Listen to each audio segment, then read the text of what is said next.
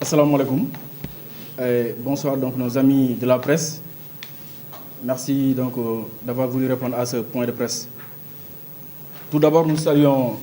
notre président, M. Madiakhaté Niang, président du mouvement alternatif citoyen And Soppi Thiès, la personne morale donc de ce dit mouvement. Nous saluons tous les militants donc d'ici et de la diaspora, notamment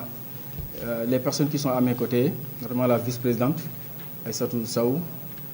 les membres du comité jeune Ndiaw Diop, le porte-parole du mouvement Cheikh Ahmadou Bamba Ndiaye, président du mouvement des femmes Hawa Kane et tous les membres donc, du mouvement And Soppi Thiès. Nous saluons toute la population thiessoise. Et je disais tout à l'heure, merci encore une fois à nos amis de la presse d'avoir voulu répondre à ce point de presse organisé par le mouvement alternatif citoyen And Soppi Thiès. Moi-même qui vous parle, je m'appelle Moussa Ba, je suis le vice-président du mouvement And Soppi Thiès. Merci beaucoup. Donc, ce point de presse est un plaidoyer donc, pour une gestion foncière juste et équitable à Thiès. Le mouvement And Soppi Thiès salue la visite de son Excellence, Monsieur le Président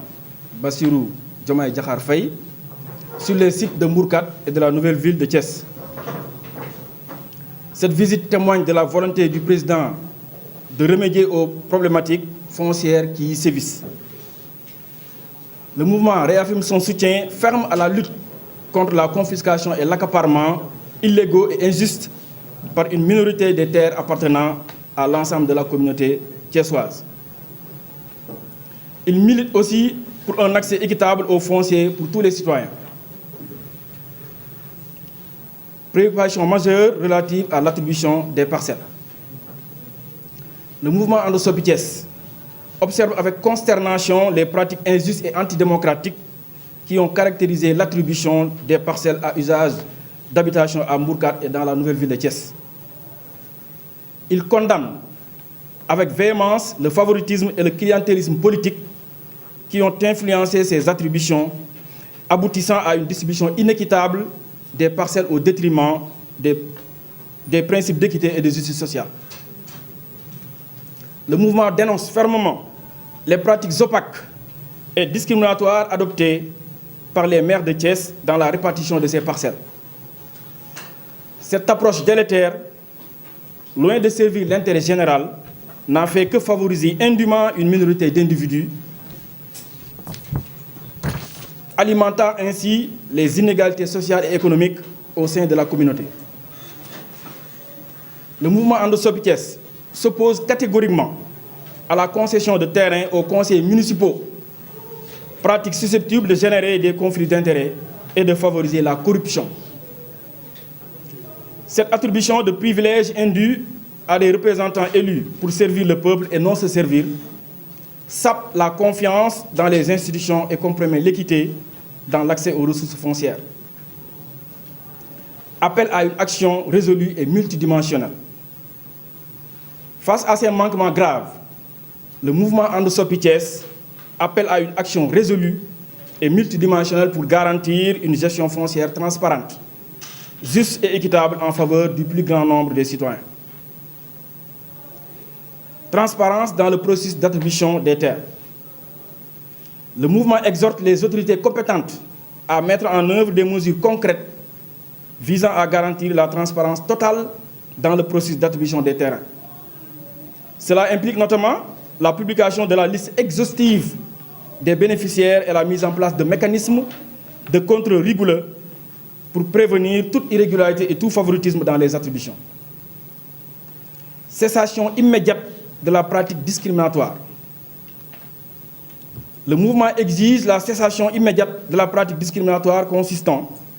à accorder des terres aux conseillers municipaux comme aux notables de la ville. Il appelle à l'instauration d'un système d'attribution fondé sur des critères objectifs, transparents et sociaux, garantissant un accès équitable aux ressources foncières pour tous les citoyens, en particulier les démunis. Mise en place d'une politique de logement inclusive et accessible. le mouvement And Soppi Thiès souligne l'urgence de mettre en place une politique de logement efficace et inclusive, répondant aux besoins réels des citoyens sénégalais. Il appelle à la construction de logements sociaux accessibles à tous, favorisant l'accès à la propriété,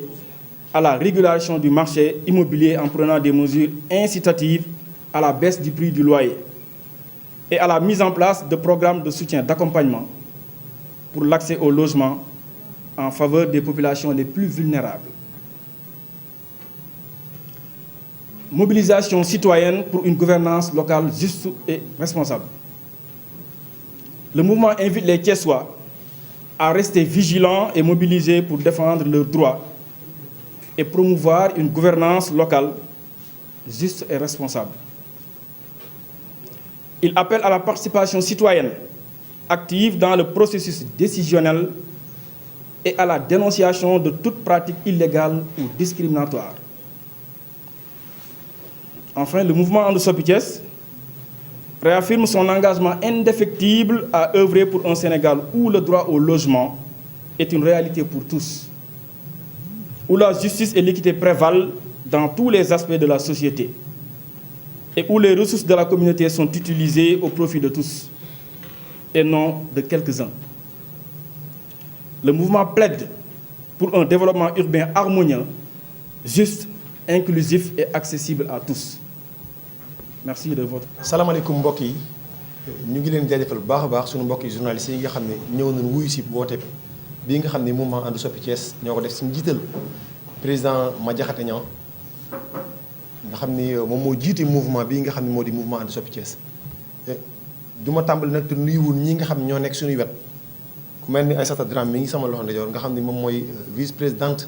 bu mouvement And Soppi Thiès kii sama loxo càmmeñ nga xam ne moo di Moussa Ba